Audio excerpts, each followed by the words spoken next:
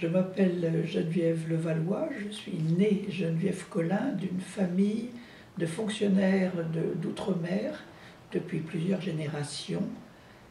Mon père, lui, a été affecté en Indochine en 1928, après être passé par l'École nationale de la France d'outre-mer.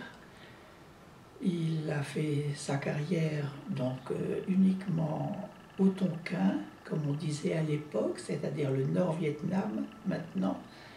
Puis en 1941, à la suite de l'arrivée du maréchal Pétain, et surtout la défaite de la France, un gouverneur général a été envoyé en Indochine pour remplacer le général Catroux qui avait rallié le général de Gaulle à Londres.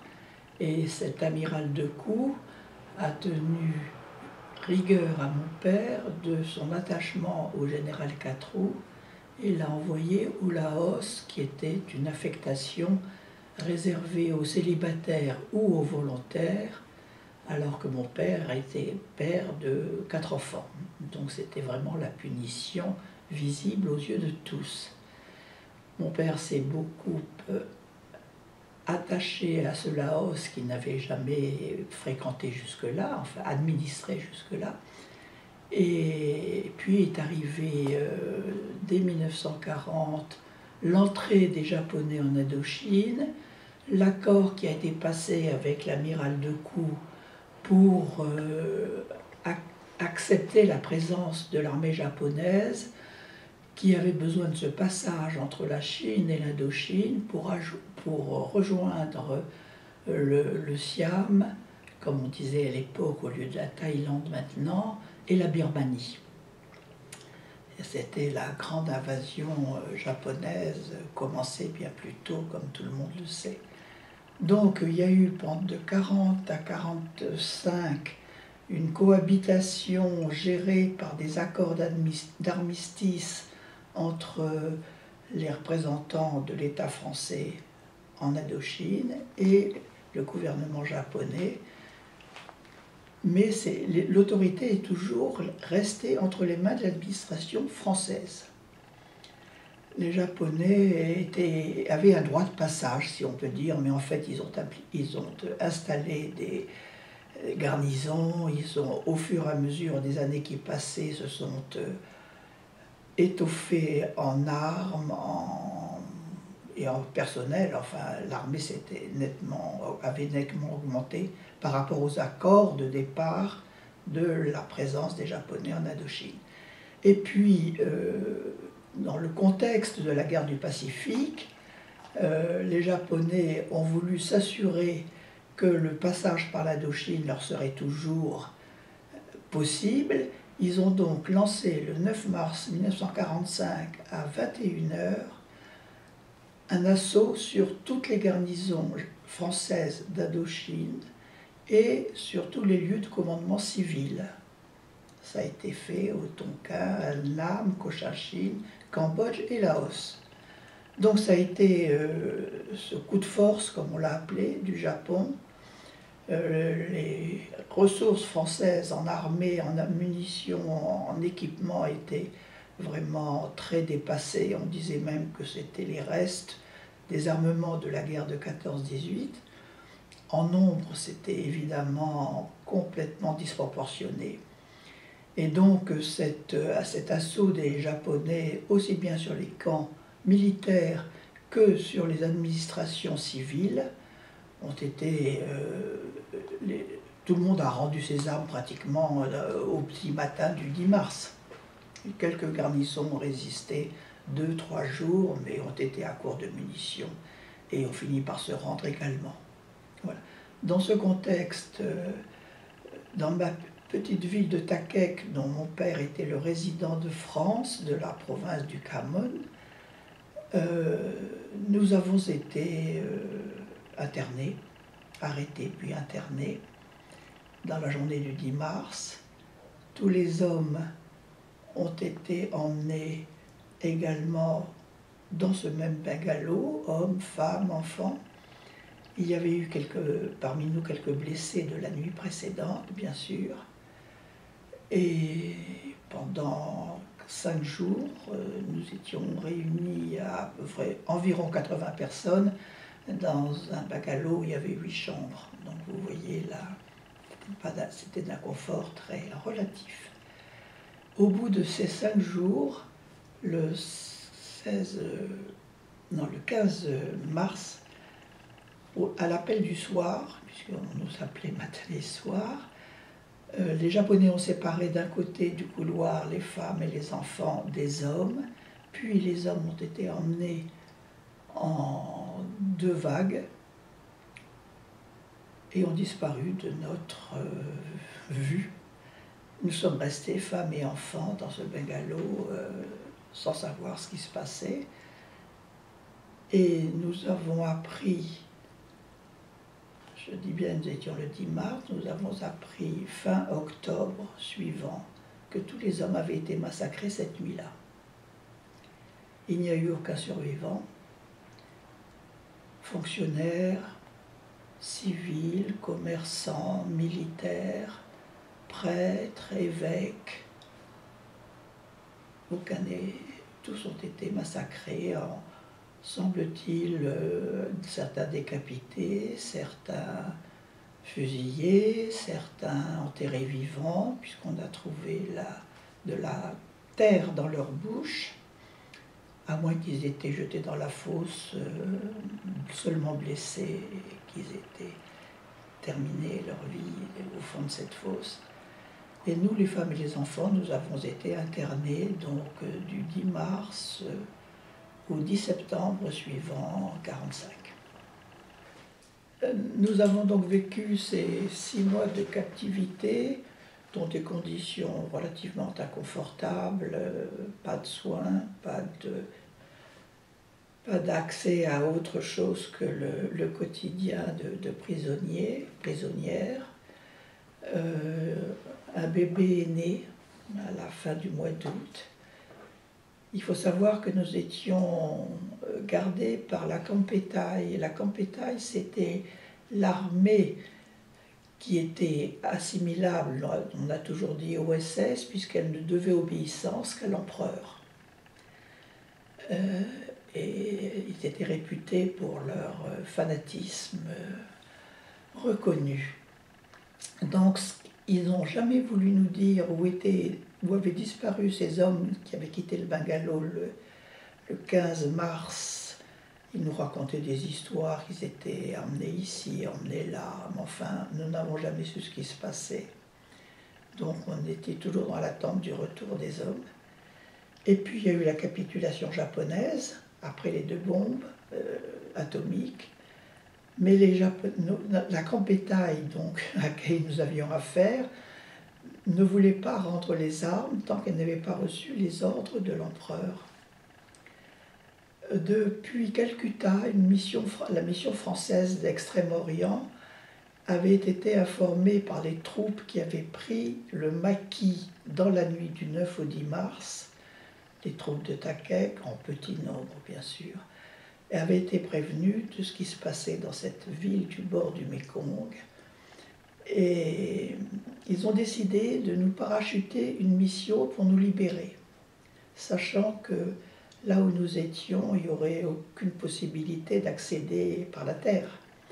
Donc le lieutenant Klotz et sa radio, Edith Fournier, ont été parachutés en brousse auprès de ce détachement militaire de Takek sauvé des mains des Japonais, qui avaient tenu la brousse avec un succès incroyable, malgré ces conditions acrobatiques.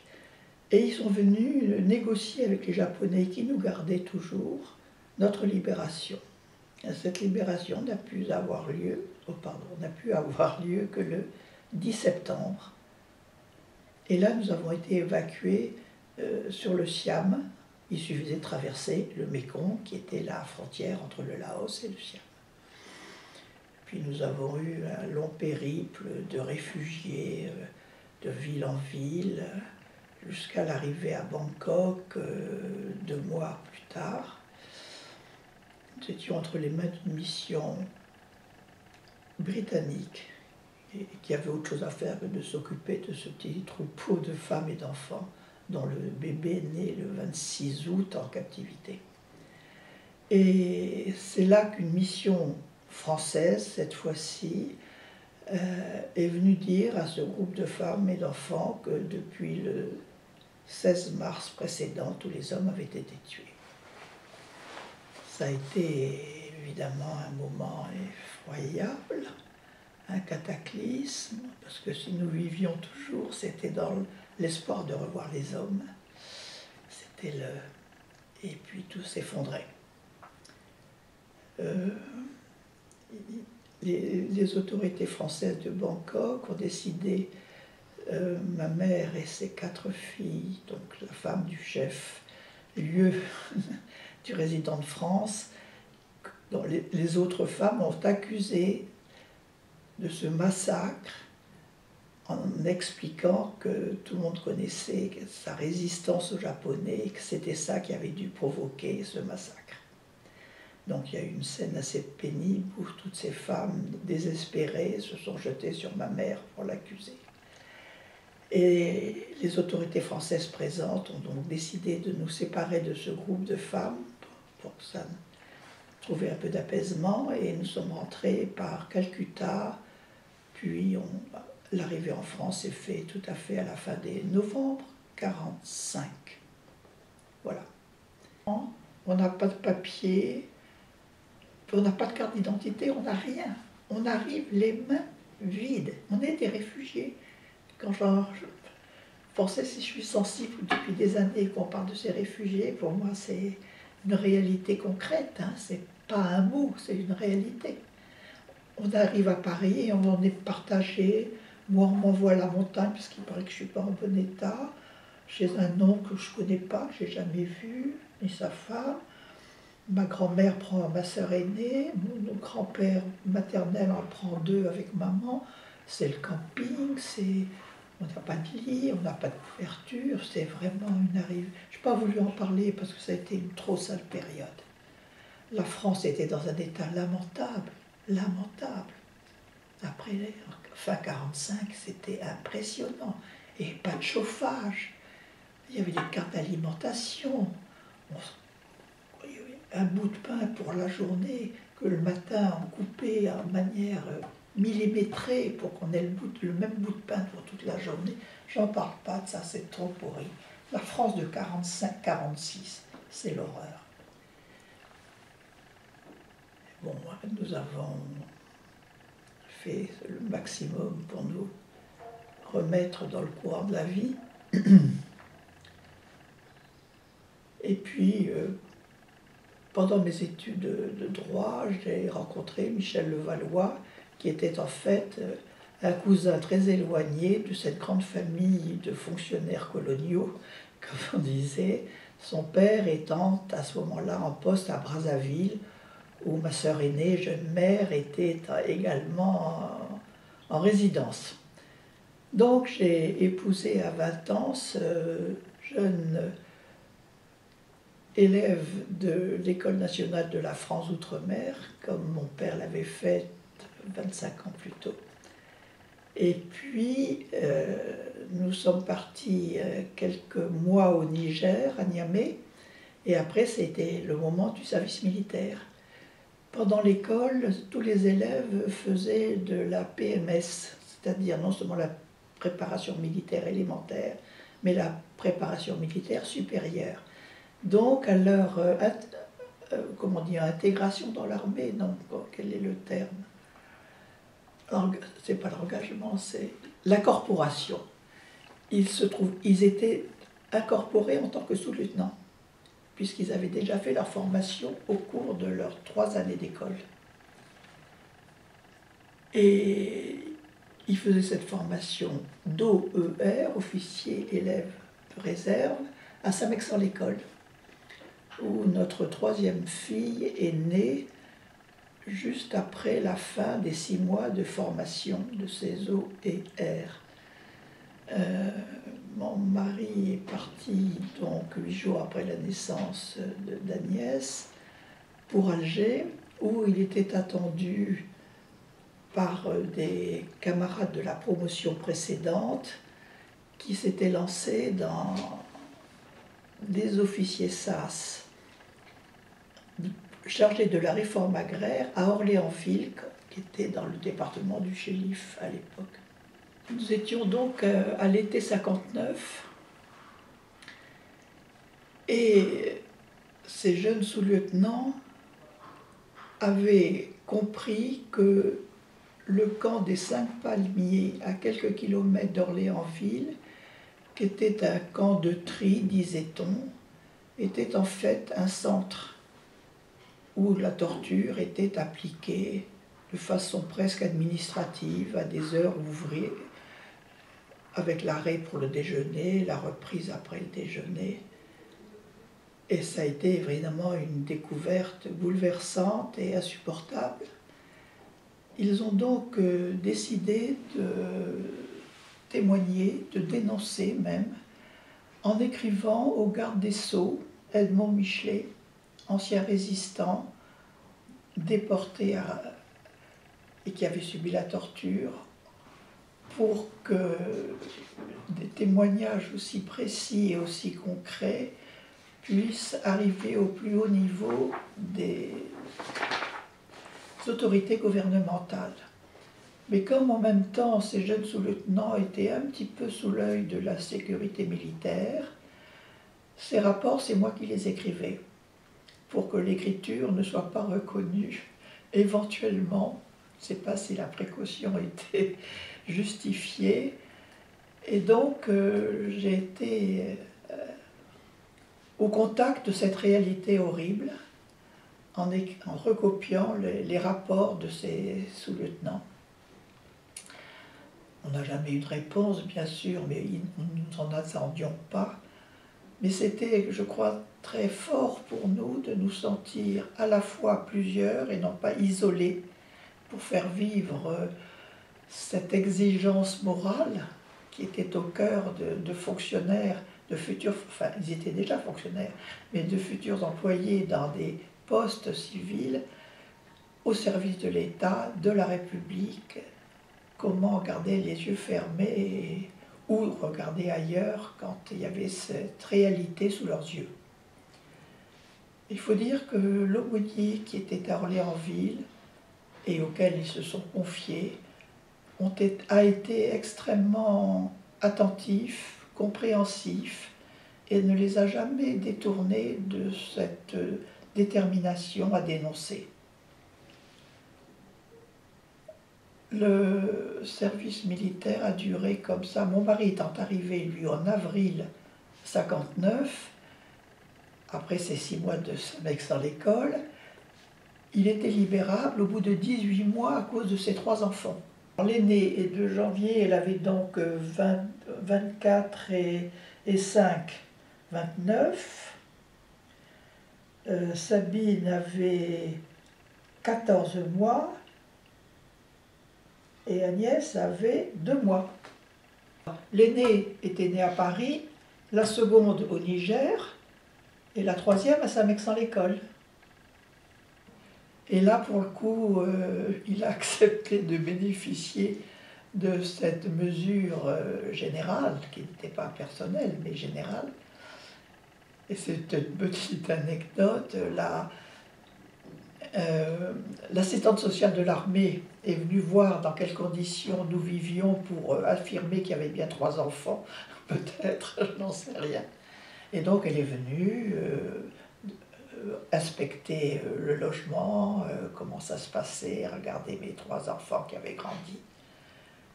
Et vous savez, avec la gracieuseté de ce corps, elles ne sont pas tendres, hein, les assistantes sociales de l'armée. Elle m'a dit en partant d'un ton sévère, « Madame, ce n'est pas votre mari qu'il faut décorer, c'est vous. » « Merci, madame, lui ai-je répondu. Mais c'est bien mon mari qui a eu la décoration. »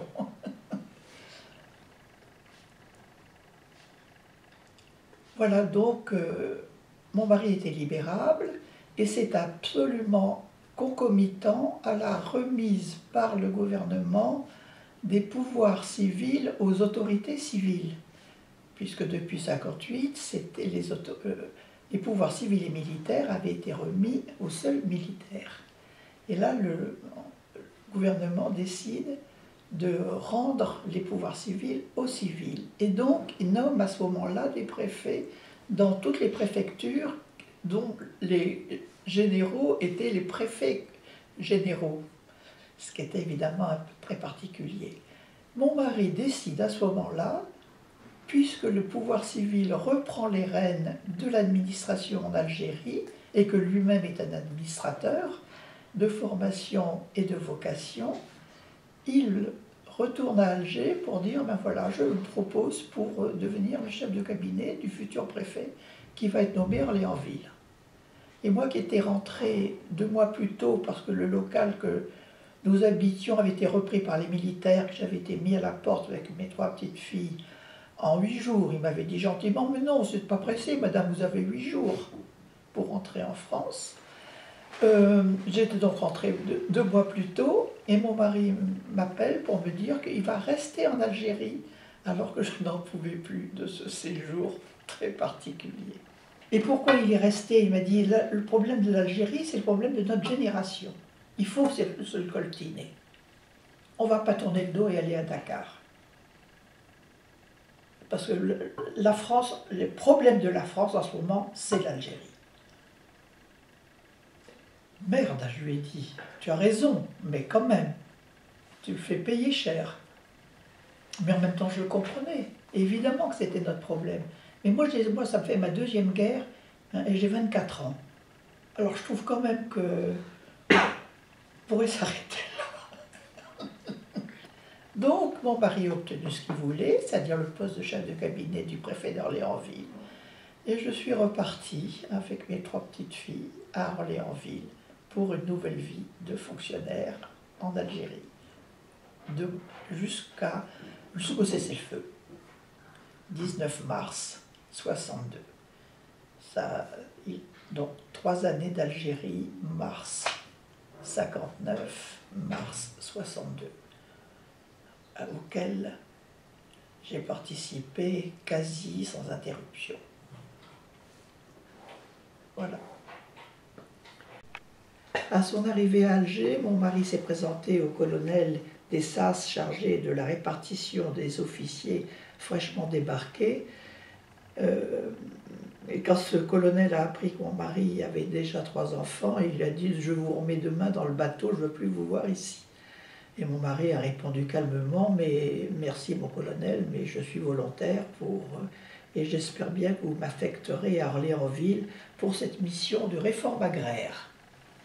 C'était après le plan de Constantine où il y avait de grands projets de réorganiser un peu le monde franco-algérien qui était assez déséquilibré, d'où ces missions de réforme agraire pilotées par le gouvernement général de l'Algérie. J'ai pu rejoindre mon mari 2 mois après, avec 3 petites filles de 2 ans, 1 an et 2 mois.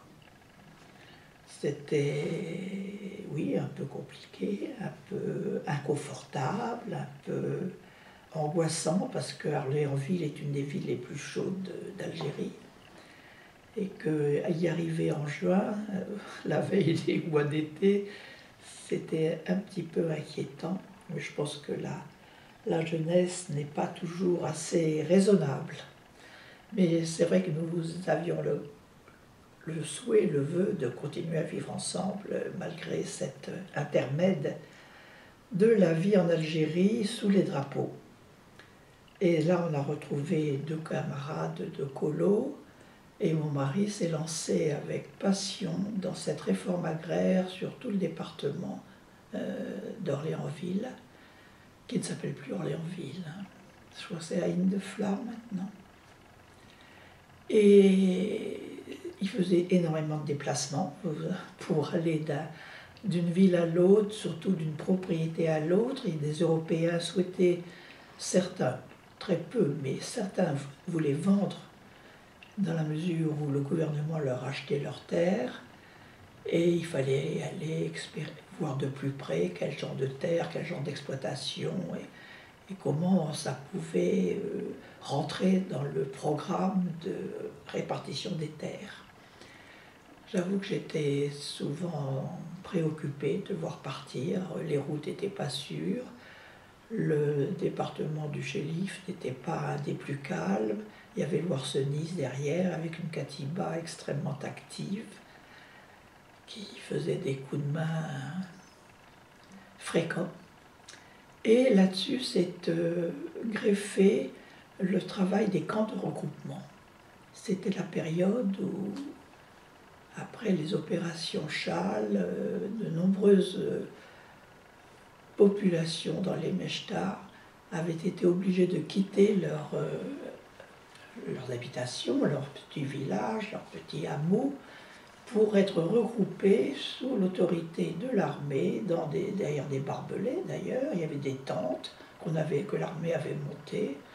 L'armée essayait de faire une petite école, un petit dispensaire, mais ces populations se trouvaient complètement désorganisées, sans aucune ressource, puisque c'était des populations qui vivaient avec 3 chèvres et leur champ le plus proche et le plus modeste, mais ils vivaient de ça, et là, brusquement, ils étaient coupés. Donc c'était un problème humain, on aurait dit humanitaire aujourd'hui, qui était pas simple du tout. C'était pas le rôle de l'armée de s'occuper de ces populations civiles, même si c'est elle qui avait pris la décision de les faire quitter leur Mechta. Et donc les officiers, certains officiers SAS ont été chargés de cette responsabilité. Voilà, donc mon mari a partagé son temps avec ces 2 missions. Et c'est vrai que avec 2 autres sous-lieutenants, dont un qui était également de son école, et puis un autre qui n'avait rien à voir, mais qui était un ingénieur agronome, ils formaient une petite équipe de réflexion, pour essayer de comprendre comment on pouvait prendre en charge ce genre de difficultés, et puis ne pas hésiter à faire des rapports pour s'indigner contre des conditions de vie particulièrement inacceptables au nom de la pacification, ce qui était quand même assez contradictoire.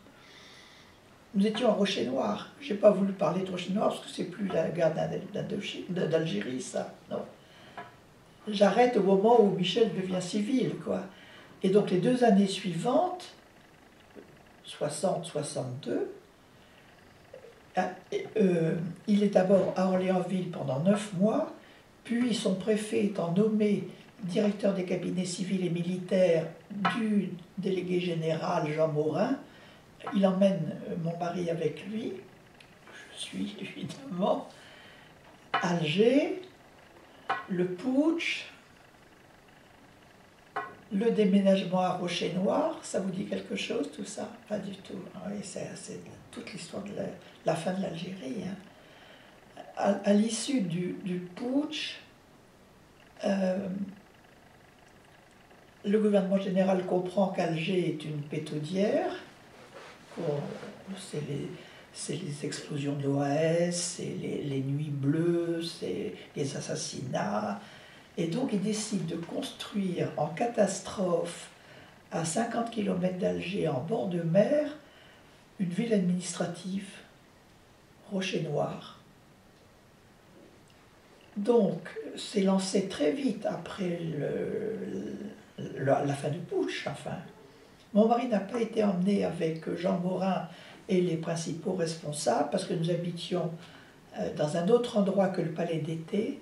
Et donc, le lendemain du putsch, mon mari est parti, m'a laissé là une fois de plus, et lui est parti rejoindre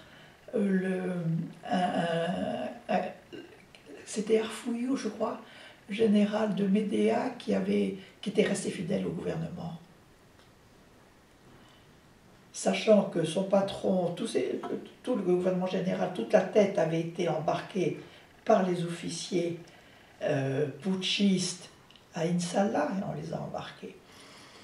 il a voulu évidemment ne pas se faire prendre aux pattes, comme on disait, et il s'est fait délivrer par des copains qui n'étaient pas menacés, parce qu'ils n'étaient pas au cabinet du gouverneur général, un laissez-passer en tant qu'instituteur. Il a pris le train à Alger, il a rejoint le général, je crois bien que c'était Arfouillou, je ne suis pas très sûre, mais qui était à Médéa, et qui lui avait affirmé qu'il restait fidèle au gouvernement. Donc j'ai vécu dans cette villa des Oliviers avec le général Zeller, qui était le 4e du commando des putschistes, avec sa garde rapprochée, ses half-tracks, il était bien gardé.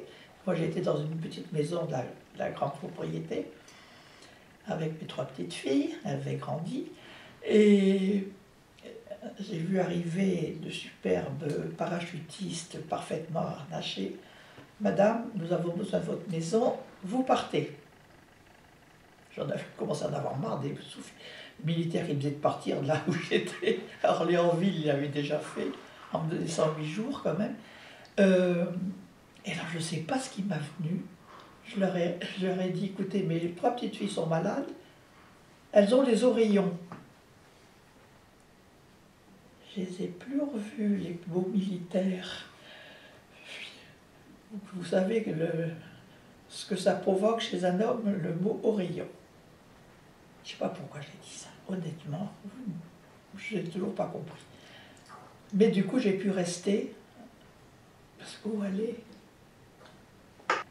La reprise d'Alger, au moment où les généraux ont lâché prise, ça s'est fait le soir, vers 8 h du soir. La radio, qui était encore entre les mains des putschistes, est devenue hystérique. Et elle a appelé toute la population d'Alger à descendre sur le forum, le fameux forum.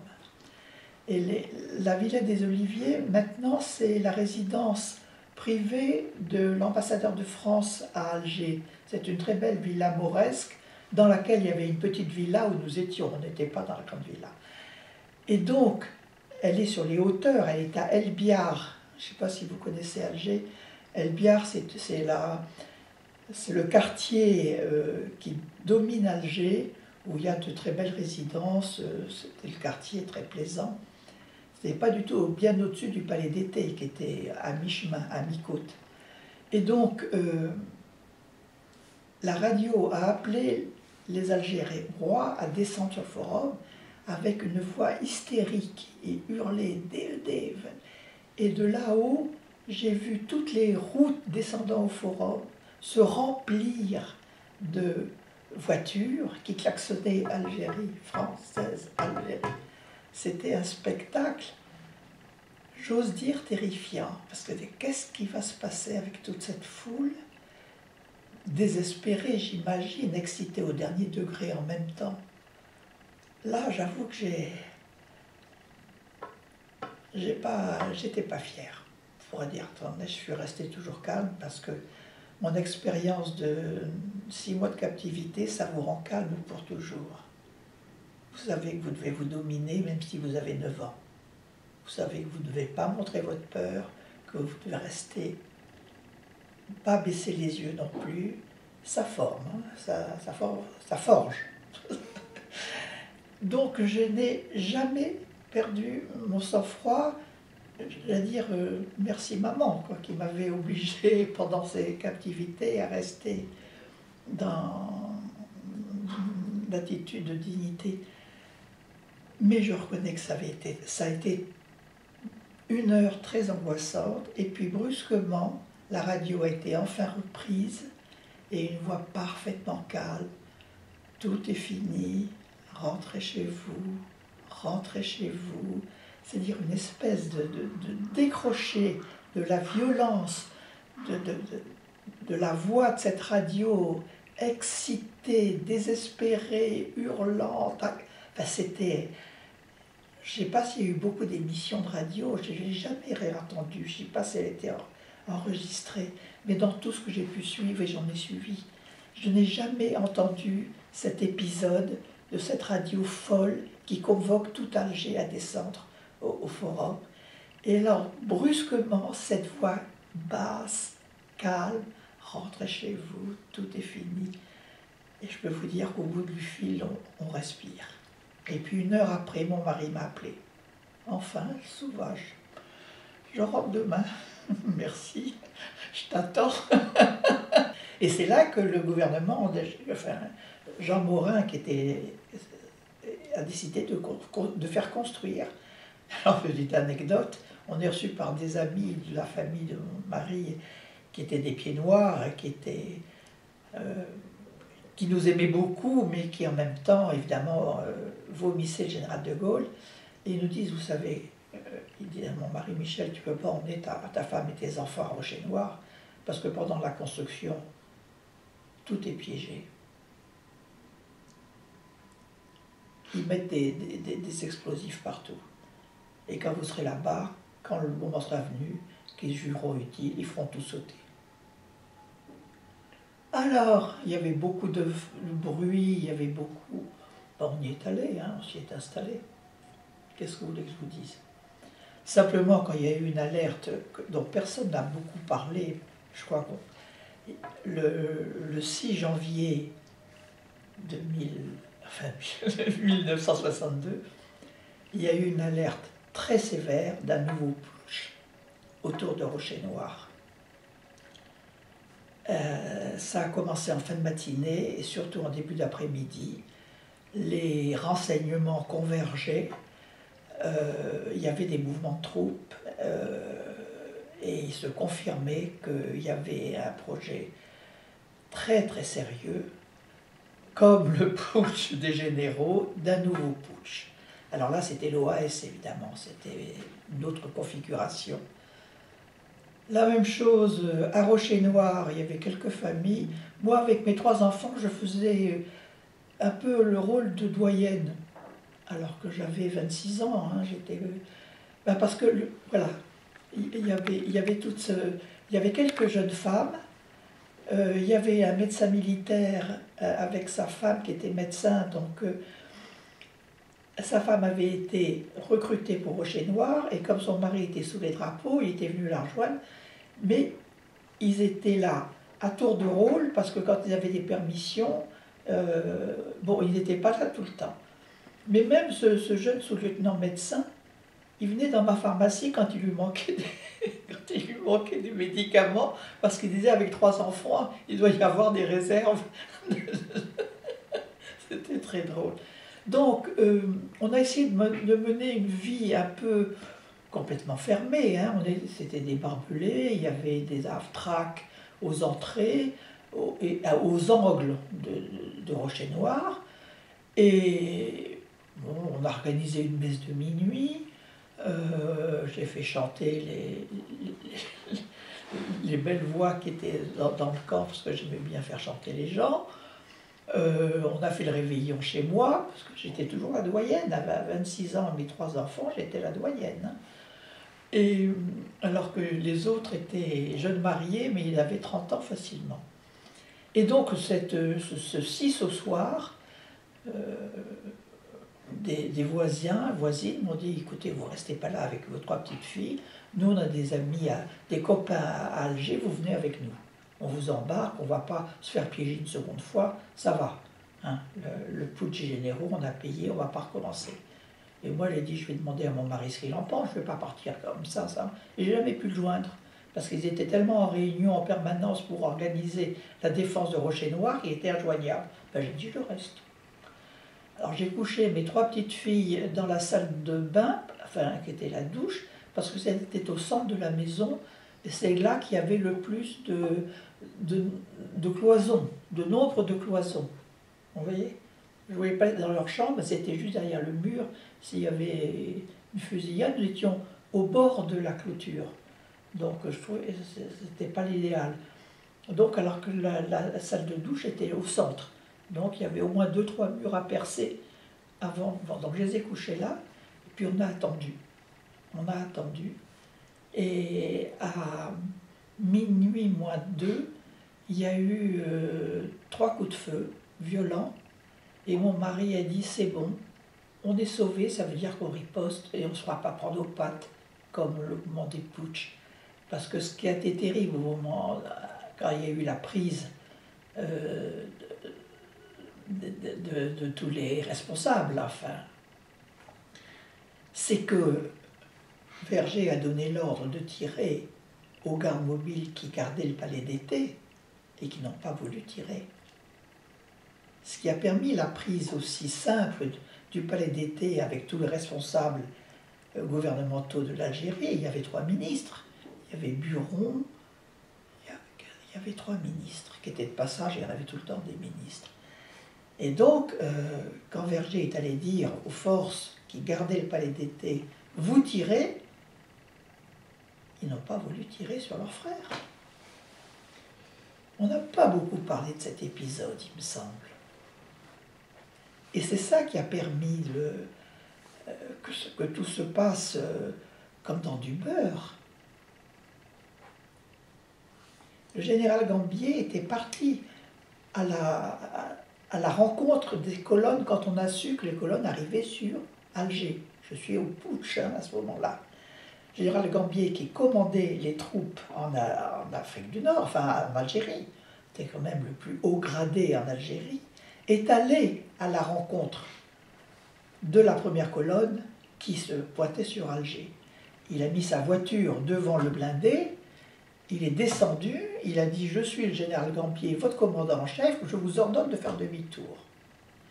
Les parachutistes sont descendus de leurs engins, ils ont pris le général Gambier sous le bras et l'ont mis dans le fossé.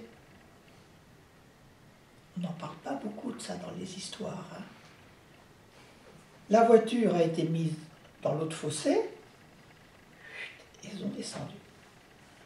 Et en arrivant au palais d'été, qui était leur but pour prendre à la tête les responsables de l'Algérie, ça a été la même chose, tirer, on ne tire pas. Alors que le 6 janvier 1962, quand on a entendu les coups de feu, on a dit ça y est, et ils sont repartis. Et à partir de là, Jean Morin et le général Ayré, qui avait remplacé Gambier, parce qu'après s'être fait traiter comme ça par ses troupes, Gambier, le lendemain de putsch, il a été rappelé à Paris. Hein. Donc après ce coup d'éclat, ils ont organisé à Rocher-Noir l'évacuation par la mer, au cas où, en décidant que la marine aurait un croiseur ou je ne sais pas quoi en rade, en pleine mer, en permanence, en veille, en surveillance, et puis qu'on pourrait faire des évacuations par la mer. Et on a été convoqué sur la plage de Rocher-Noir pour assister à la démonstration de l'évacuation. Alors ils avaient fait venir des canots Bompard, non, ça ne vous dit rien. Oui, donc on nous convoque pour être sur la plage et assister à la manière dont on pourrait être évacué si jamais il y avait une attaque sur Rocher-Noir. Et ce sont 3 marins qui montent dans le petit canot sous nos yeux pour voir comment il fallait monter. Et puis après, le Bompard démarre, passe la première vague et se retourne. Retour à la plage, à la nage, avec le Bompard. Ils discutent entre eux et ils décident de faire une seconde tentative. Ils remontent dans le canot, ils repartent vers le large où le croiseur était censé nous attendre en cas de pépin, et à la première vague, ils se retournent. Tout le monde revient vers la plage et on nous propose de rentrer chez nous. Et l'évacuation par la mer a été abandonnée. Suite de quoi, Jean Morin et le général Ayré ont décidé de nous faire évacuer, femmes et enfants, Rocher-Noir. On est donc tous partis fin janvier de Rocher-Noir, laissant les hommes terminer cette période très difficile de transition jusqu'au cessez-le-feu du 19 mars. date à laquelle mon mari est rentré en France. Un énorme soulagement. Il y avait quand même 3 années de tension fortes, il y a en tout cas des crises fortes, et j'ai été tellement...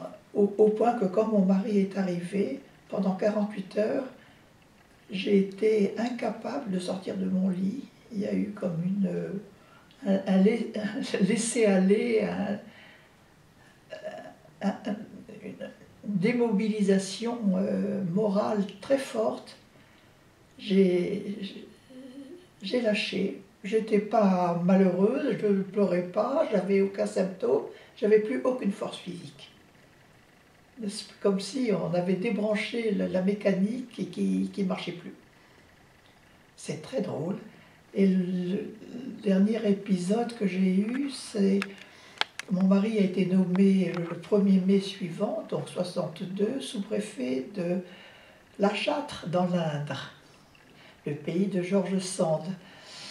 Et pour le 14 juillet, à La Châtre, les pompiers ont lancé à 8 heures du matin ce qu'on appelle des bombes, je ne sais pas comment, des explosions pour fêter le 14 juillet. Et là, j'ai fait une crise de nerfs. Entendre ces explosions qu'on avait encaissées pendant tous ces mois à Alger, par l'OAS, ces nuits bleues où ça n'arrêtait pas pendant des heures, ça pétait dans tous les coins, ça explosait. J'avais jamais réagi, j'étais restée calme, c'était comme ça, c'était pénible, mais bon, c'était pénible, c'est tout.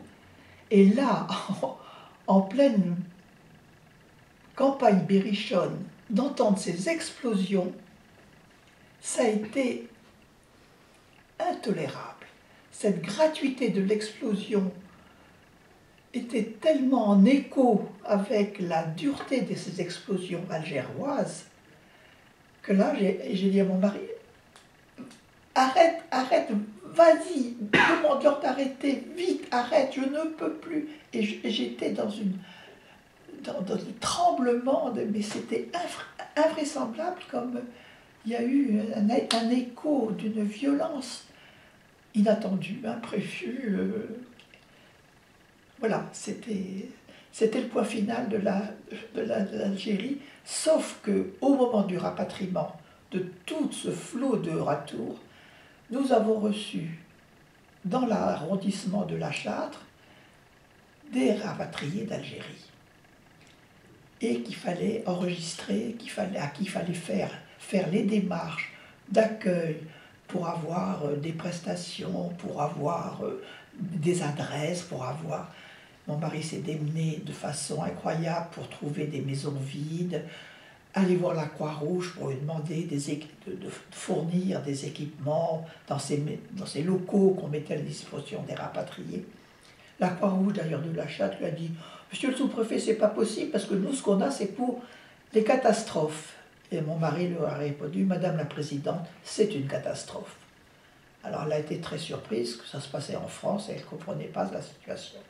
Et mon mari m'a mis dans un bureau, au grenier, pour l'aider à faire tous ces papiers d'enregistrement des rapatriés.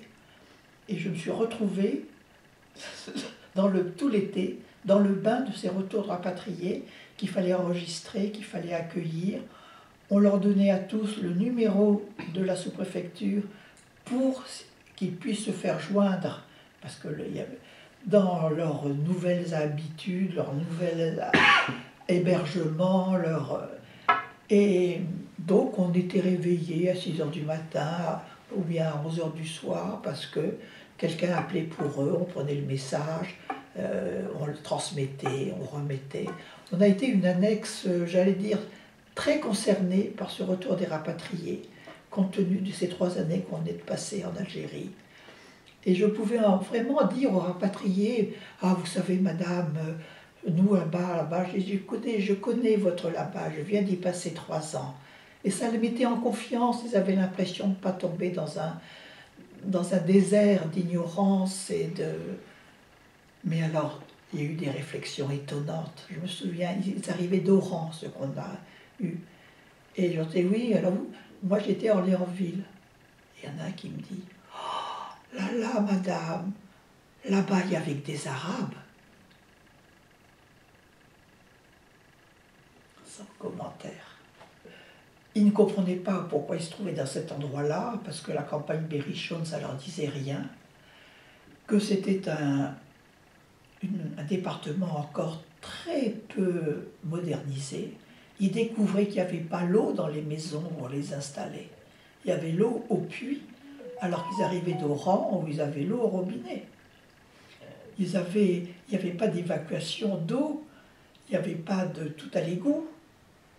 Mon mari a passé ses 2 années à La Châtre à essayer d'équiper son arrondissement. Et donc là, en 62, ils ont découvert une campagne bien moins équipée que leur Algérie d'où ils arrivaient.